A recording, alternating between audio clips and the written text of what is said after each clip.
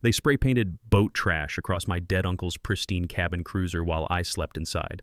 I'm talking neon orange letters, 8 inches tall, dripping down 40 feet of spotless white fiberglass like blood on a wedding dress. The aerosol can's still hissing when I find it at 6 a.m. Whoever did this wanted me to hear it, smell those toxic fumes burning my nostrils, see my inheritance destroyed in real time. This boat survived 30 years of Colorado mountain storms without a scratch. Now it looks like a billboard of shame, visible from every house on the lake. The wet paint comes off on my hands like orange guilt, impossible to wash clean. The violation notice duct taped to my windshield? HOA President Delilah Thornfield demanding I remove my boat for creating unsightly ripples. 72 hours or $500 daily fines. What would you do if they vandalized your family legacy?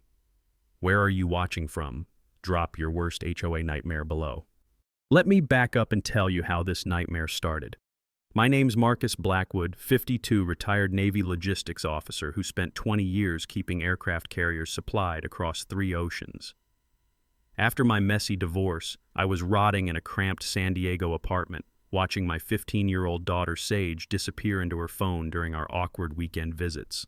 Then Uncle Ezra died at 89, leaving me his lakefront cottage in the Colorado Rockies, the only family member who ever gave a damn about me. I'd visited maybe twice as a kid, but Ezra was our family's living legend.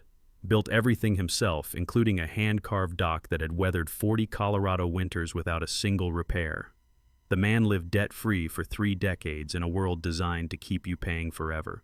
Alpine Lake sits like God's private swimming pool between pine-covered peaks. 300 acres of water so clear you can see trout swimming 30 feet down. Ezra's cottage is pure 1940s craftsmanship. Thick log walls, riverstone fireplace, and wraparound porch that smells like pine sap and old memories. Completely paid off, which felt like inheriting a winning lottery ticket after years of rent slavery.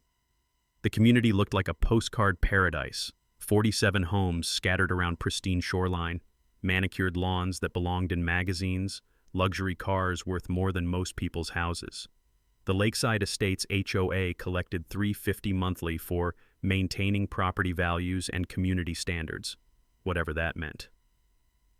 Then I met the dictator in khakis, Delilah Thornfield, 58, former corporate HR executioner turned HOA president for life. She rules from an $800,000 glass fortress directly across my humble log cabin, the architectural equivalent of a middle finger pointed at Ezra's simple lifestyle.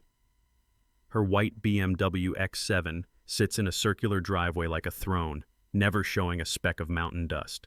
Delilah dresses exclusively in pressed country club uniforms, carries clipboards like weapons, and has issued 127 violation notices in 2 years. Neighbors whisper about her measuring grass with rulers, timing dog walks with stopwatches, and photographing violations with forensic precision. 2 families had already sold and fled her reign of suburban terror. The confrontation came week 2, 7 a.m. on my dock. I'm holding coffee, watching sunrise paint the mountains gold, when her designer heels start clicking across wooden planks like a countdown timer. Her department store perfume hits me like chemical warfare, flowery violence against the clean mountain air. Your boat creates unsightly ripples that disturb our peaceful lake aesthetic, she announces, clipboard raised like she's serving divorce papers. I glance at my 1985 Bayliner 3270, Uncle Ezra's pride and joy, meticulously maintained but showing honest age next to the neighbor's floating palaces. Ma'am, it's properly registered and insured. I'm well within my rights. Her smile could have cracked the dock planks. We'll see about that, won't we? What followed was psychological warfare disguised as community concern. Day 10. Certified violation notice. Day 15. Lawyer's threat about community standards. Day 20. Anonymous county complaint claiming I operated an unlicensed commercial vessel. Absurd since I used it for weekend fishing and evening cruises when Sage visited. Day 25 brought Delilah's masterstroke, a petition signed by 12 neighbors claiming my boat somehow destroyed their quality of life. According to these people, my diesel engine's gentle purr, quieter than their leaf blowers, shattered the morning serenity like a chainsaw concert. The mountain mist rises off the lake each dawn like ghostly fingers, and I started wondering how Uncle Ezra had survived here so peacefully. His old toolbox sat on the porch filled with decades of practical wisdom, but nothing prepared me for an enemy armed with HOA covenants and unlimited spite. That's when they destroyed his boat. That's when they made it personal. After discovering my vandalized boat, I did what any former Navy officer would do. I treated this like a military operation and started gathering intelligence on the enemy. First mission: infiltrate the county courthouse. 6 hours digging through HOA covenants in a basement that smelled like old paper and bureaucratic defeat. Most documents were standard suburban control nonsense: grass height tyranny, approved paint color fascism, the usual small-town dictator playbook. But something caught my eye in Section 12, original property owners maintaining certain grandfathered rights. Back in my Navy days, I'd learned that overlooked paperwork often contained the keys to victory. This felt like finding enemy submarine coordinates hidden in routine supply manifests. Next, I installed a security perimeter around my dock. 4 weatherproof cameras with night vision, the kind that could spot a raccoon stealing garbage at midnight. All footage uploaded to cloud storage that Delilah couldn't touch with a crowbar and a court order. Deputy Rodriguez, a weathered veteran who looked like he'd survived actual wars, treated my vandalism report with military precision. He photographed every orange letter and bagged paint samples like CSY evidence. "Son," he said while scribbling notes, "we've had 3 HOA harassment complaints this month. These suburban dictators are getting out of hand." My counterstrike was swift and surgical. A certified demand letter requesting $3,500 for boat repairs, immediate cessation of harassment, and a formal written apology. I hand-delivered copies to ensure Princess Delilah couldn't claim postal ignorance. Her response was nuclear warfare disguised as community concern. Within 48 hours, she'd convened an emergency board meeting with the subtlety of a fire alarm. The agenda read, "Addressing problem resident and implementing necessary protective measures." Bureaucratic language for, "Let's destroy this guy's life before he fights back." Delilah's master plan revealed the mind of a true sociopath, a new covenant amendment banning watercraft over 25 feet or older than 10 years. If passed, my boat would become contraband overnight, subject to daily fines that could bankrupt a small country. But wait, there's more. She launched a propaganda campaign worthy of election season, printing flyers claiming my boat posed an environmental catastrophe. According to Delilah's twisted reality, my well-maintained diesel engine was single-handedly murdering every fish in the lake. The comedy gold moment came when she recruited volunteer photographers to document my excessive wake violations. Picture this: 3 grown adults positioned around the lake with cameras like paparazzi hunting celebrities, waiting for me to commit the heinous crime of driving my boat. When I finally took my evening cruise, puttering along at grandmother in a wheelchair speed, they snapped photos like I was performing water acrobatics. Then came the game-changing discovery that would flip this entire war on its head. While organizing Uncle Ezra's basement, a place that smelled like motor oil and old wisdom, I found a cardboard box labeled property papers in his careful handwriting. Inside lay manila folders containing decades of documents, like archaeological layers of legal history. Tax records, surveys, correspondence dating back to when people wore actual hats. One yellowed deed from 1923 stopped me cold. The language included phrases about riparian ownership extending to high water mark and grantor retaining perpetual rights to lake water usage. I didn't understand the legal terminology, but something in my gut, the same instinct that had kept me alive through Navy logistics nightmares, screamed that this document was important. My covert intelligence gathering revealed the community's underground resistance movement. 3 neighbors approached me like secret agents sharing classified information. Retired teacher Beth Morrison whispered during a mailbox encounter, "She destroyed the Hendersons 2 years ago."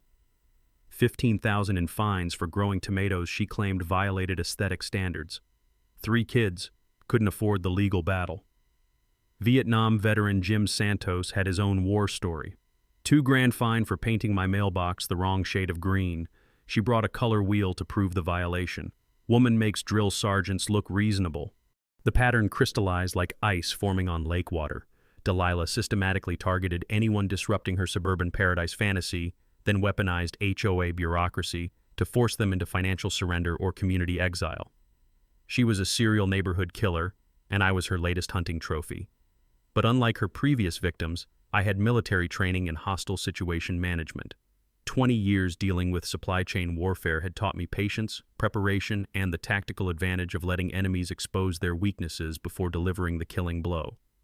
My morning coffee sessions on the dock became strategic planning meetings, pine needle aroma mixing with diesel fumes while I sketched battle plans like a general preparing for siege. The rumble of my boat engine each evening became psychological warfare, a daily reminder that some fights are worth having, and some bullies need to learn that picking on the wrong person can destroy everything they've built. The woman thought she was hunting defenseless prey. She had no idea she'd hooked a predator. Delilah's next move proved she'd crossed the line from neighborhood tyrant to actual felon. I discovered her handiwork after a peaceful grocery run to town, my weekly escape from the lake's suburban theater of war. Returning with enough supplies to survive a siege, I found my boat drifting like a ghost ship 50 yards from shore, scraping against rocks with each wave. Uncle Ezra's pristine hull now sported fresh gouges along the waterline, battle scars that made my stomach clench. The dock lines hadn't naturally loosened or aged through. Someone had sliced them with surgical precision, leaving clean cuts that screamed premeditated sabotage. My security cameras captured the crime in grainy night vision poetry, a figure in dark clothing working with practiced efficiency at 2 a.m., then vanishing like a suburban ninja. But criminals always leave calling cards. There, idling at the footage's edge like a smoking gun, sat Delilah's distinctive white BMW X7. The woman had personally executed this midnight mission, too narcissistic to delegate her dirty work. My response was swift and merciless. I transformed my dock into a fortress that would intimidate Navy SEALs, motion-activated floodlights capable of illuminating small aircraft, battery backups that could survive electromagnetic pulses, and redundant cloud storage systems distributed across 3 time zones. Every piece of equipment got marine-grade locks that would challenge master thieves. More importantly, I became a documentary filmmaker of suburban warfare. Colorado's one-party consent laws, knowledge gained during my ugly divorce, meant every conversation, violation notice, and harassment incident could be recorded in courtroom-quality evidence. My phone became a weapon of legal mass destruction. A Zoom consultation with a maritime attorney revealed legal concepts that made my tactical mind sing. Something called navigational servitude grants waterway usage rights that override local busybody regulations. HOAs can nitpick dock colors and boat covers, but controlling actual water usage requires legitimate government authority, something Princess Delilah's suburban kingdom definitely lacked. Meanwhile, my courthouse archaeology was unearthing buried treasure that would reshape this entire war. Alpine Lake wasn't some pristine natural wonder. It was artificial, created in 1918 when my great-great-grandfather Silas Blackwood dammed a mountain creek for his logging empire. The man had carved civilization from wilderness using nothing but determination and strategic ruthlessness that apparently ran in the family bloodline. The smoking gun came in a 1923 deed that made my pulse race. Grantor retains perpetual rights to lake water usage and access.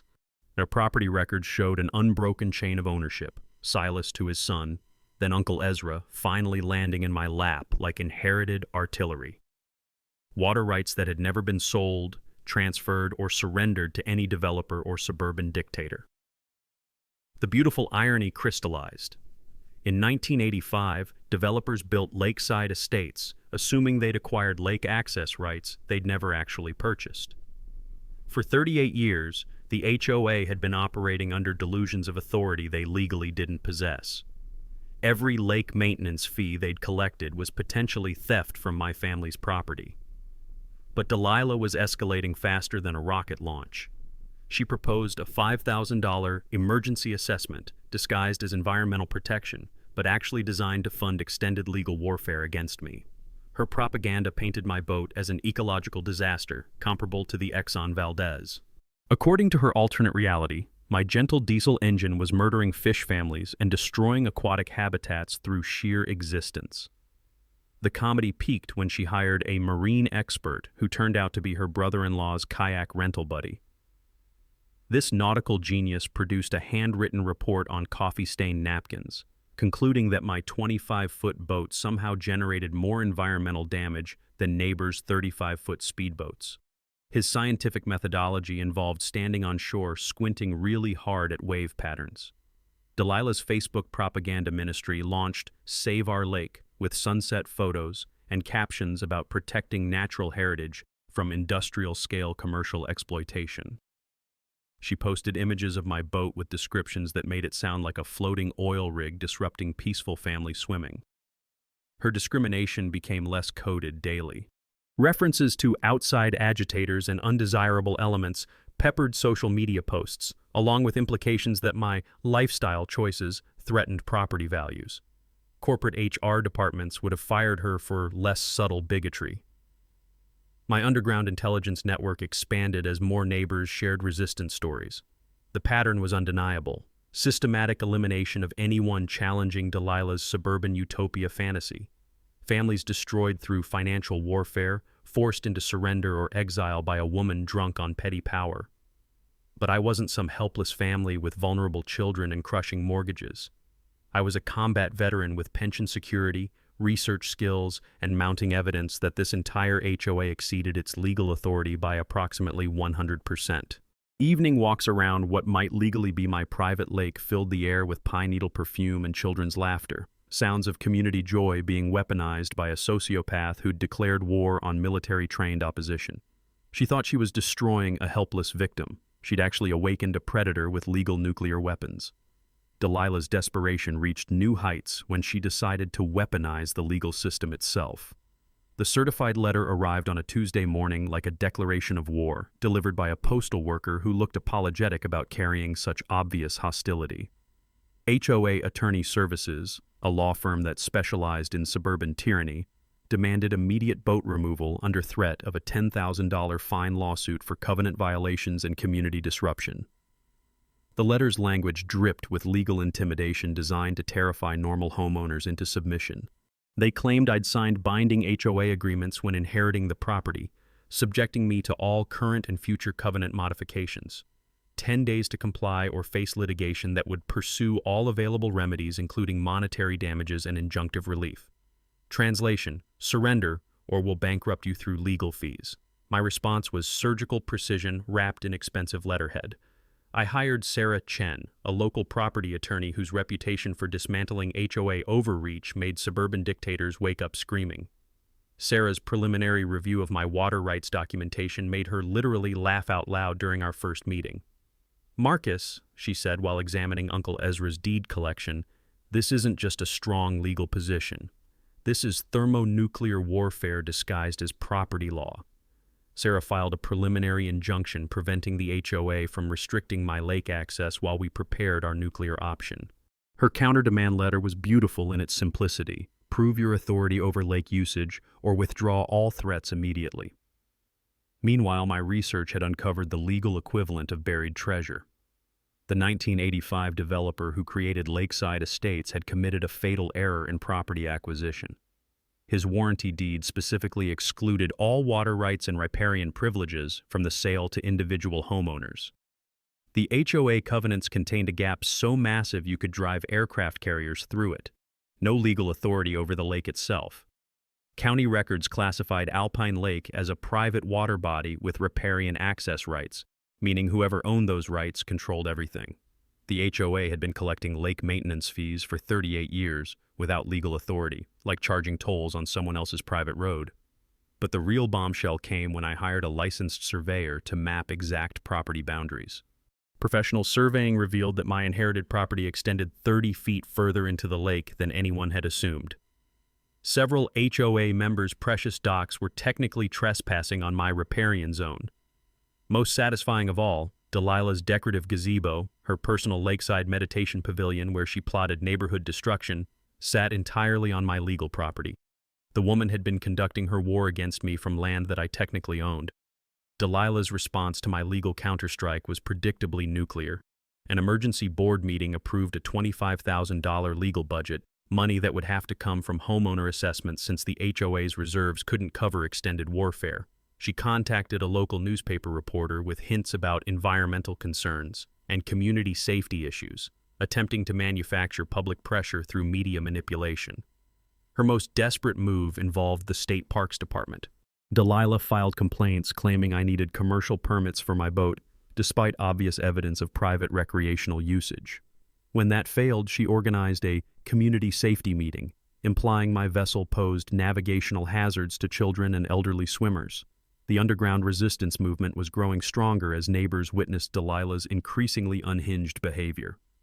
Beth Morrison shared documentation of previous harassment campaigns, families forced to remove playground equipment deemed aesthetically inappropriate, elderly residents fined for using medical equipment that violated visual standards, young couples bankrupted over mailbox height violations measured with carpenter's levels. Jim Santos revealed the most damaging intelligence: HOA financial records showing a pattern of expensive legal battles that drained community funds while enriching Delilah's preferred law firms. She'd been using association money to fund personal vendettas, turning neighbor disputes into profit centers for attorneys who encouraged extended litigation. The Stewart artist provided psychological insight that explained everything. She targets anyone who represents independence or creativity, Maria Stewart observed during a clandestine coffee meeting. Your uncle lived here for decades without bowing to her authority. You inherited that same independence, and it threatens her entire power structure. Her husband David added the crucial detail: 3 other families have left in the past 5 years. All of them were original property owners with grandfathered rights that complicated her control schemes. The pattern was crystal clear. Delilah systematically eliminated anyone whose legal status challenged her authority. She couldn't tolerate property owners who predated her regime, especially those with rights that superseded HOA jurisdiction. But I had military training in patience and strategic planning. While she exhausted resources on desperate legal maneuvers, I was building an airtight case that would destroy her authority permanently.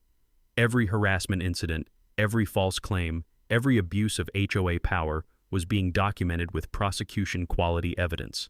The autumn air carried the scent of victory mixed with pine needles as I planned the final phase of this suburban war. Delilah thought she was drowning an enemy. She was actually filling her own grave with evidence that would bury her regime forever. The time for defensive operations was ending.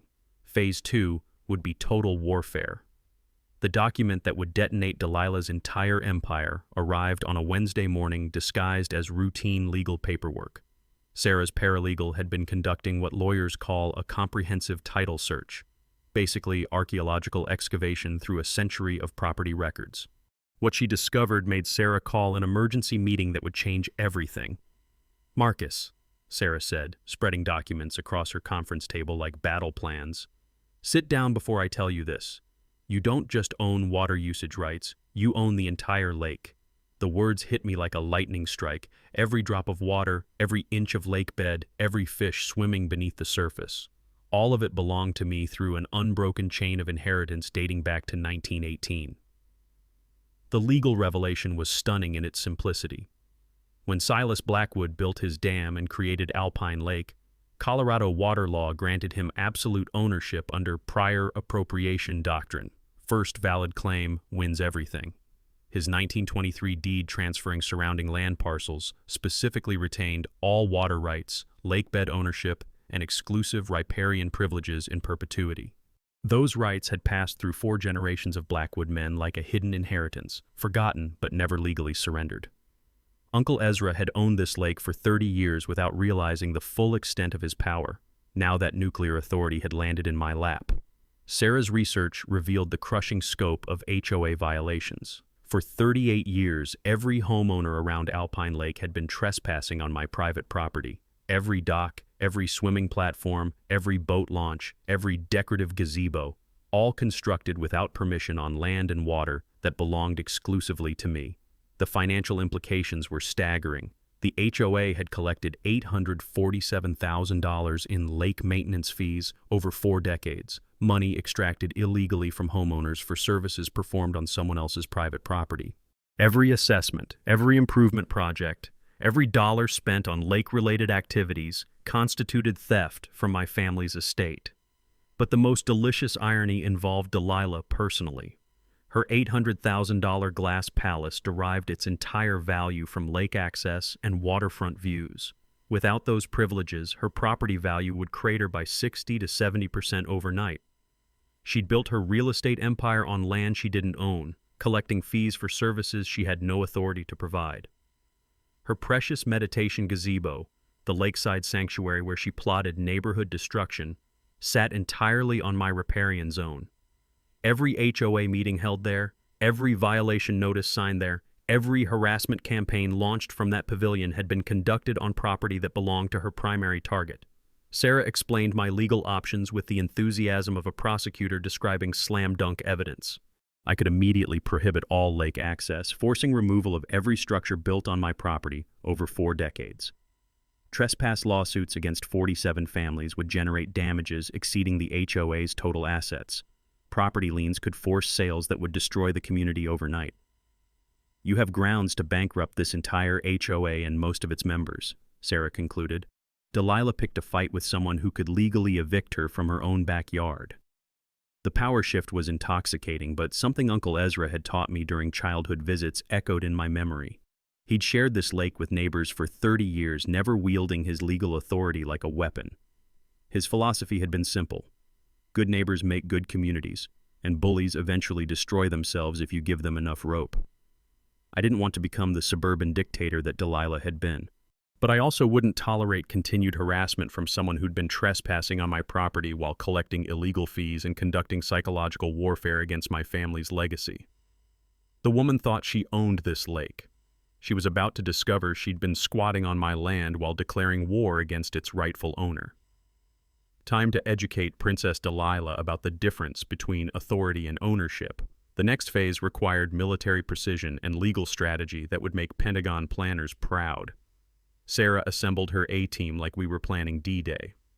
Her partner, Michael Rodriguez, a property rights specialist who'd spent 15 years dismantling HOA overreach, joined our war council with the enthusiasm of a prosecutor who'd just inherited the crime of the century.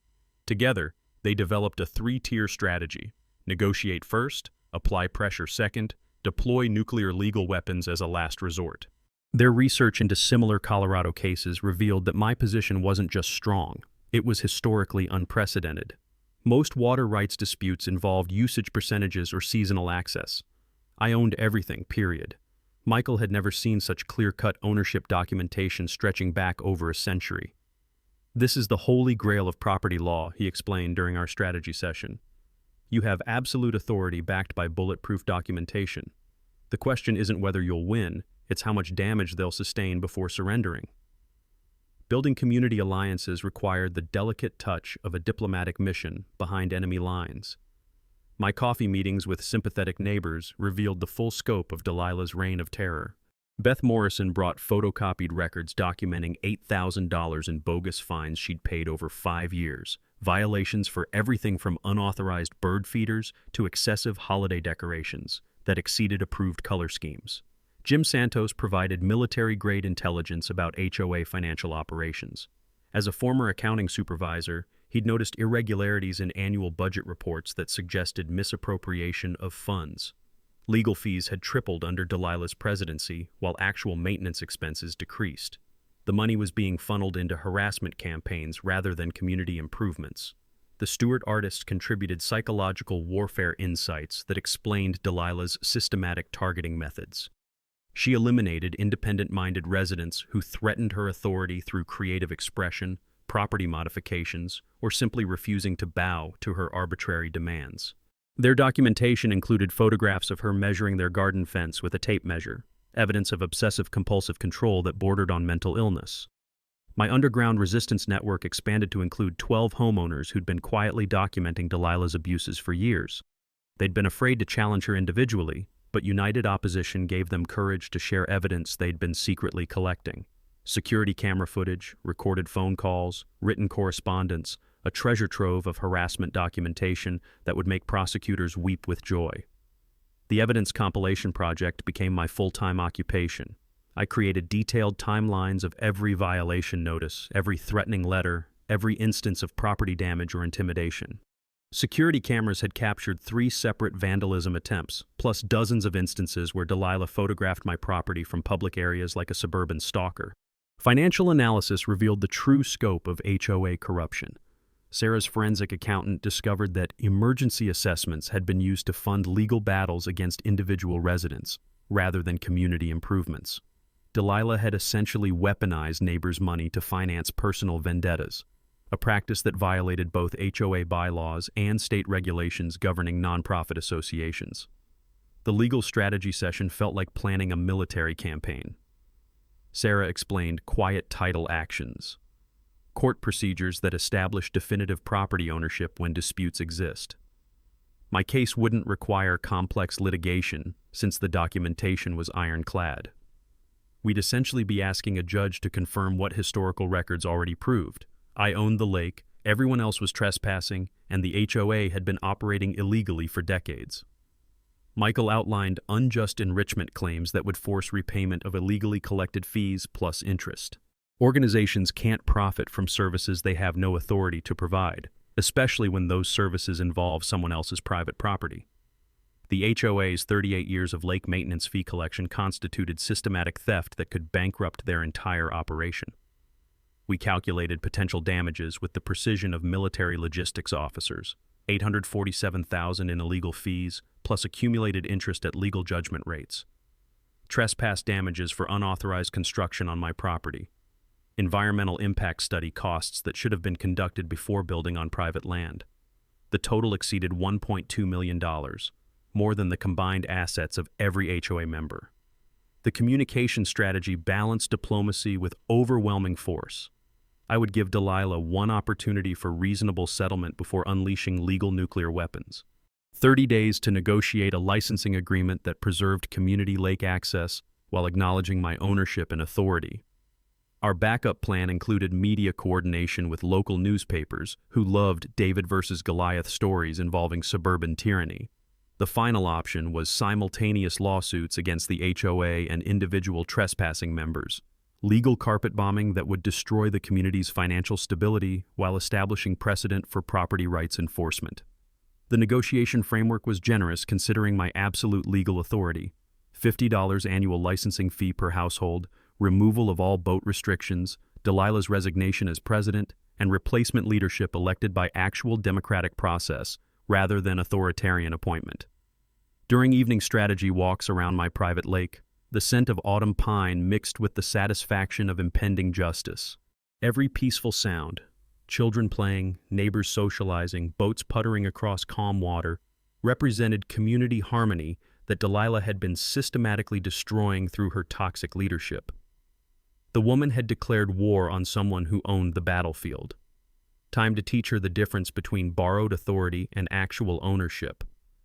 Delilah's intelligence network must have picked up whispers about my legal research because her next escalation felt like a cornered dictator's desperate last stand. The emergency HOA board meeting she called had all the subtlety of a military coup. Her agenda proposed an immediate $50,000 legal defense fund, financed through emergency assessments that would hit every homeowner like financial carpet bombing. But the real agenda item was her suggestion to hire a private investigator to dig up character evidence against me, suburban warfare disguised as due diligence. "We need to know who we're really dealing with," she announced to her rubber-stamp board members. "Military backgrounds can indicate aggressive tendencies that threaten community safety." Her desperation was showing like cracks in a dam ready to burst. The sabotage attempts escalated to levels that would make CIA operatives proud. My dock's electrical connection mysteriously failed during a convenient storm, cutting power to security cameras for 12 critical hours. When I investigated the next morning, the junction box showed clear evidence of deliberate tampering, wires cut with precision tools, not weather damage. My boat's engine intake became clogged with foreign debris that definitely didn't occur naturally. Someone had stuffed it with rags, plastic bags, and what appeared to be dog toys. A cocktail of materials designed to cause expensive engine damage if I'd started it without inspection. Only my Navy training and equipment checks prevented thousands in repair costs. Anonymous complaints flooded county offices like coordinated psychological warfare. The health department received reports about boat fuel contamination threatening drinking water supplies. Environmental agencies got detailed accusations about unauthorized chemical disposal and aquatic habitat destruction. Every agency had to waste resources investigating obviously false claims filed by someone with intimate knowledge of bureaucratic complaint procedures. The fake environmental reports were masterpieces of suburban fiction.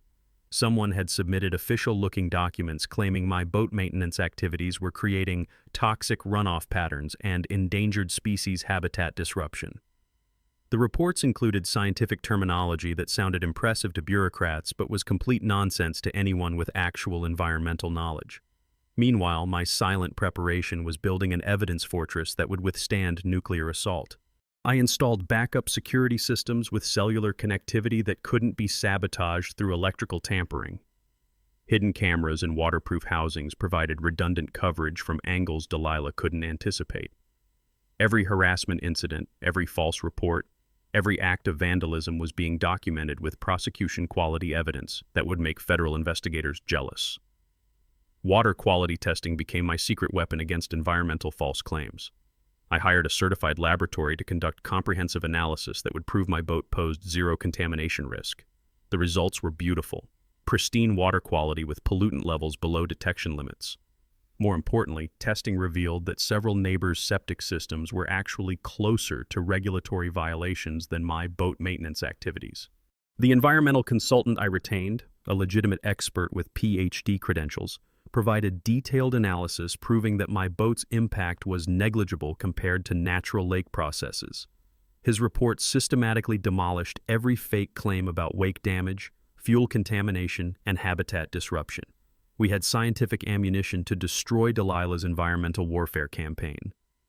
Community pressure dynamics were shifting like tectonic plates beneath Delilah's authoritarian empire. More residents began approaching me privately with support and intelligence about her previous campaigns. Stories emerged of systematic harassment against anyone who challenged her arbitrary authority. Pattern recognition revealed her targeting methodology. Identify independent-minded residents, manufacture violations, escalate financial pressure until they surrendered or fled. HOA financial records showed the devastating cost of her legal warfare addiction.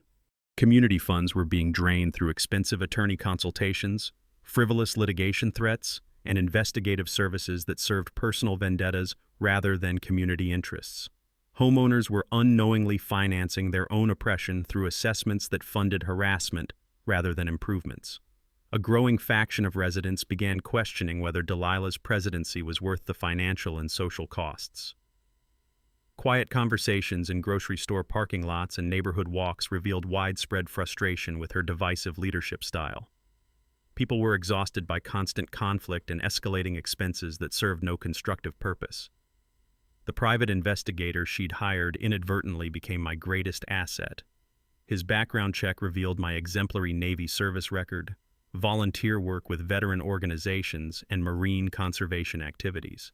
Instead of finding character flaws, he documented 20 years of leadership experience and community service that contradicted every negative claim Delilah had made about my integrity or intentions.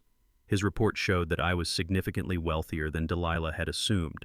Military pension plus consulting income that made her financial intimidation tactics laughably ineffective. I wasn't some vulnerable family that could be bankrupted through legal fees. I was a combat veteran with resources to fight extended warfare if necessary. The investigation backfired spectacularly, providing legal documentation of my qualifications while revealing Delilah's bad faith in hiring investigators to manufacture personal attacks. Evening walks around what I now knew was my private lake filled the air with autumn pine perfume and the distant sound of Delilah's empire crumbling. Every desperate escalation was digging her grave deeper while strengthening my legal position. She thought she was destroying an enemy. She was actually providing evidence for her own prosecution. Delilah's final gambit proved that desperation makes people stupid, even those who think they're master manipulators. The lawsuit hit like a nuclear bomb disguised as legal paperwork. HOA versus Marcus Blackwood, filed in district court with enough dramatic flair to make soap opera writers jealous. $100,000 in damages for lost property values caused by defendants' willful violation of community standards and deliberate disruption of peaceful residential enjoyment. The complaint read like fiction written by someone who'd confused anger with evidence. According to Delilah's alternate reality, my boat had single-handedly destroyed the community's real estate market through industrial-scale recreational activities and environmental degradation visible from satellite imagery. She claimed my diesel engine created noise pollution comparable to commercial shipping operations, despite measuring decibel levels quieter than most lawnmowers. But the real comedy gold was her attempt to place a lien on Uncle Ezra's cottage for unpaid emergency assessments I'd never agreed to pay. She'd essentially declared war on someone she assumed was financially vulnerable, not realizing I had military pension security and legal resources that could outlast her entire operation. Her hired marine engineer produced a report so obviously fabricated it belonged in a museum of legal malpractice. This expert concluded that my 25-foot boat generated more wake damage than neighbors' 35-foot speedboats through mysterious displacement physics that violated basic laws of hydrodynamics. His methodology involved standing on shore with binoculars and measuring waves with a ruler, scientific rigor that would embarrass middle school students. My response was strategic silence that drove Delilah absolutely insane. While she burned through community money on frivolous litigation, I documented every false claim and excessive legal expense for future damages calculations. Sarah advised letting the HOA spend themselves into bankruptcy while we built our nuclear counterattack. Every dollar they wasted on baseless lawsuits would become evidence of bad faith litigation when we revealed my lake ownership. The bribery attempt came disguised as a neighborly peace offering. Delilah approached me during my evening dock maintenance with the fake smile of a used car salesman closing a desperate deal. Her generous settlement proposal involved dropping the lawsuit if I limited boat usage to weekdays only, signed restrictive agreements about engine noise and wake patterns, and agreed never to challenge HOA authority again. "We could make this whole unpleasant situation disappear," she purred while her perfume competed with diesel fumes for air superiority. "All you have to do is be reasonable about community standards." When I politely declined her magnanimous offer to surrender my legal rights, her mask slipped like cheap makeup in rain. "You have no idea how difficult I can make your life here," she hissed with the venom of someone who'd perfected psychological warfare through years of suburban terrorism.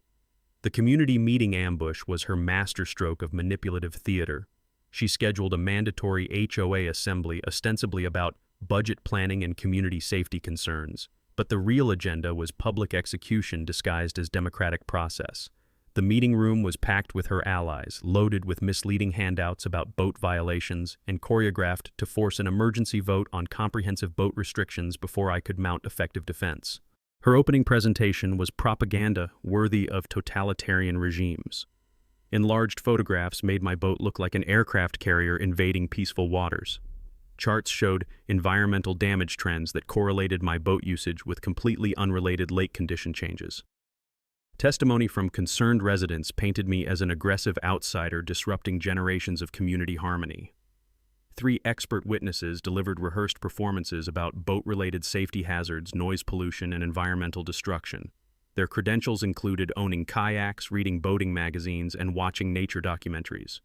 Scientific methodology involved measuring my boat's wake with pool noodles and timing engine noise with smartphone apps. Sarah's presence at the meeting was strategic psychological warfare. Her expensive suit, legal briefcase, and court reporter's notebook sent signals that this wasn't just neighborhood drama anymore. When she announced my countersuit for harassment and property damage, several board members went visibly pale as they realized potential personal liability for knowingly supporting frivolous litigation. The character assassination campaign reached desperate heights as Delilah portrayed me as an aggressive military operative whose boat represented potential security threats to community safety. She implied my Navy background indicated violent tendencies, suggested my evening cruises were surveillance operations, and claimed my security cameras violated neighbors' privacy rights. But her support network was cracking under pressure like ice in spring sunshine.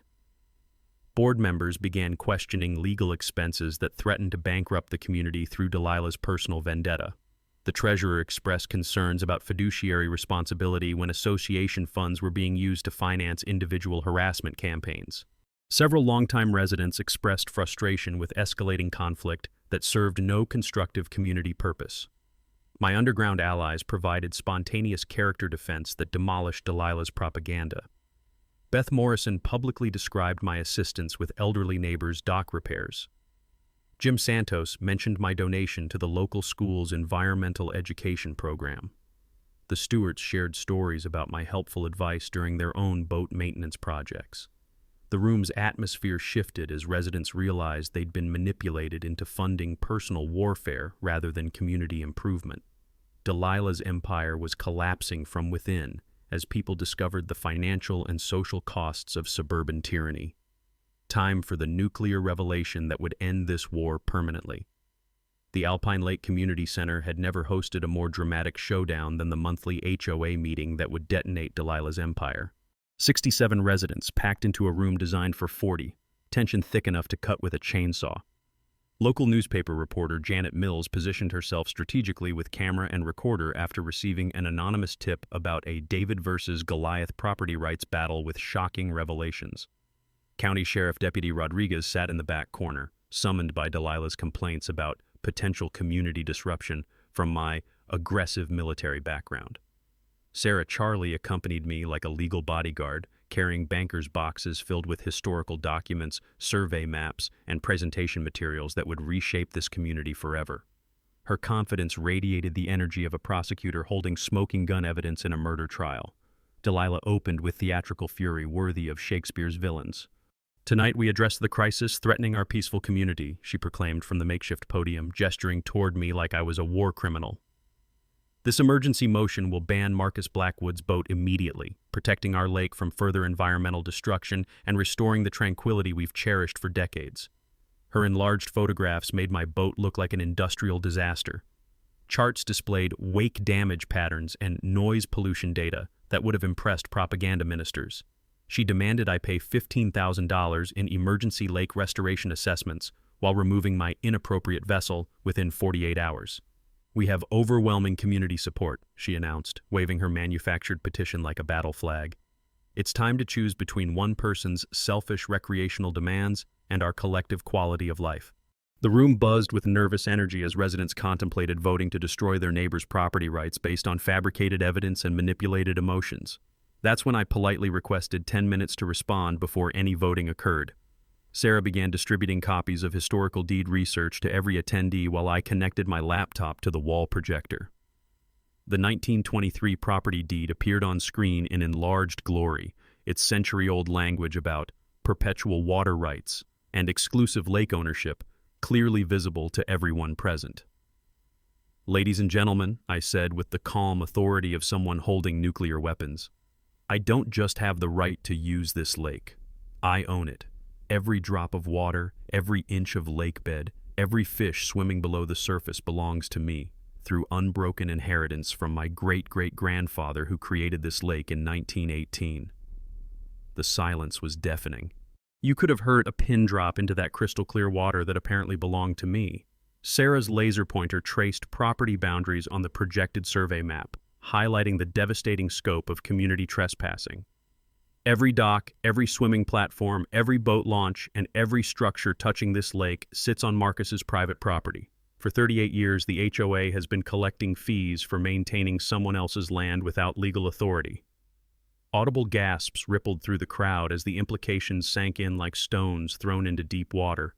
Delilah's face turned white as fresh snow, then red as sunset, then green as lake algae as she processed the complete destruction of her legal position. "That's impossible!" she shrieked, abandoning all pretense of dignified leadership. "Those documents are forgeries. Legal technicalities. We have prescriptive rights from decades of community usage." Deputy Rodriguez leaned forward with professional interest as tensions escalated toward potential violence. Janet Mills's camera captured every moment of Delilah's public meltdown for tomorrow's front-page story. The documentary evidence was overwhelming and undeniable. Chain of title showing unbroken water rights ownership from 1918 to present. Survey maps proving most HOA lake structures violated property boundaries. County records confirming lake classification as private property, not community resource. Expert legal opinions supporting my exclusive ownership authority. Several board members began frantically calculating potential financial liability as the scope of illegal fee collection became clear. $847,000 extracted from homeowners for services performed on someone else's private property. Trespass damages for unauthorized construction spanning 4 decades. Environmental impact studies that should have been conducted before building on private land. Then came my mic drop moment that would echo through suburban legend forever. I stood slowly, projecting the calm confidence of someone holding absolute authority, and spoke directly to the shell-shocked community. I could legally demand removal of every dock and structure tomorrow. I could prohibit all lake access and sue every family for decades of trespassing. I could bankrupt this HOA and destroy your property values overnight. The room held its collective breath like divers underwater. Instead, I'm offering reasonable annual licensing for continued lake access. $50 per household, significantly less than the illegal fees you've been paying. All existing structures can remain. Community boat launches and swimming areas will be preserved. My voice carried the authority of absolute ownership, tempered by reasonable generosity. But harassment and vandalism of my property stops immediately. Delilah's reign of suburban terrorism ends tonight. Deputy Rodriguez reviewed my evidence of property damage and false reporting, confirming my legal right to exclude trespassers while warning about criminal charges for continued harassment. The community responded with spontaneous democracy that buried Delilah's dictatorship forever. The aftermath unfolded like the most satisfying movie ending you've ever witnessed. Within 2 weeks, Delilah and her 3 hardcore supporters had fled the community like defeated generals abandoning a burning fortress. Their for sale signs sprouted overnight, desperate to escape before more residents discovered they'd been living under the rule of someone who'd been illegally collecting fees while trespassing on my property. Property values didn't crater as she'd threatened. They soared 15% once buyers realized they could live in a lakefront paradise without suburban Stalin measuring their grass height. My cottage became a pilgrimage site for apologies and peace offerings. Beth Morrison arrived with homemade apple pie that tasted like sweet victory. Jim Santos delivered a bottle of bourbon with a note, "To the man who liberated us from the HOA gulag." The Stuart artists painted a gorgeous watercolor of my boat, creating gentle ripples titled "Waves of Freedom," now hanging proudly above my fireplace. Janet Mills's story exploded across social media like digital wildfire. Navy veteran discovers he owns entire lake, destroys HOA dictatorship, inspired copycat investigations nationwide. Homeowners from Florida to Washington started digging through their own property deeds, discovering forgotten rights that predated suburban tyranny. My victory became the template for fighting back against petty authoritarians who mistake clipboards for crowns. The legal resolution was poetry in motion. The HOA settlement of $50,000 covered every penny of my costs, while Sarah negotiated ironclad protections against future harassment. Delilah avoided criminal prosecution by signing agreements that essentially banished her from ever holding community authority again. She slithered away like a snake fleeing sunrise, leaving behind a community finally free to breathe. The transformation under new leadership was miraculous. Beth Morrison's presidency brought teachers' wisdom and grandmothers' love to replace Delilah's toxic dictatorship. Monthly dues plummeted 40% through efficient management focused on actual improvements rather than financing personal vendettas. They eliminated 83 harassment categories, turning community guidelines from criminal code into neighborly suggestions. My licensing agreement generated comfortable income while preserving lake access for families who'd called this place home for decades. $50 annually per household, less than most people spend on coffee monthly, replaced the illegal fees that had drained budgets while enriching no one except lawyers. The personal healing began when Sage spent her entire summer with me, transforming from sullen teenager visiting divorced dad into confident young woman who could dock a boat and identify every fish species in our lake. Her friends filled the water with joyful screams instead of legal documents, creating memories that Uncle Ezra would have treasured. But the crown jewel of this victory was the Alpine Lake Conservation Scholarship, $5,000 annually for students studying environmental science or property law. 3 years running, our recipients have gone on to protect watersheds and fight HOA corruption across the western states. Settlement money that could have bought toys instead became investment in justice that will outlive us all. The broader impact exceeded my wildest dreams. Our case became required reading in law schools, inspiring Colorado's HOA Accountability Act that forces suburban dictatorships to prove their authority before imposing restrictions. Sarah's law review article has been cited in 43 successful property rights cases, helping families reclaim freedoms they never knew they'd lost. Delilah's cosmic comeuppance was absolutely perfect. Her Arizona gated community proved that karma has a wicked sense of humor. Within 6 months, she was battling $1,000 fines for unauthorized wind chimes and pool equipment that violated community aesthetic standards. The hunter became the hunted, the enforcer became the victim, the dictator learned what it feels like to live under someone else's arbitrary authority. Every morning now, I sit on my dock watching sunrise paint the mountains gold, while steam rises from coffee that tastes like freedom.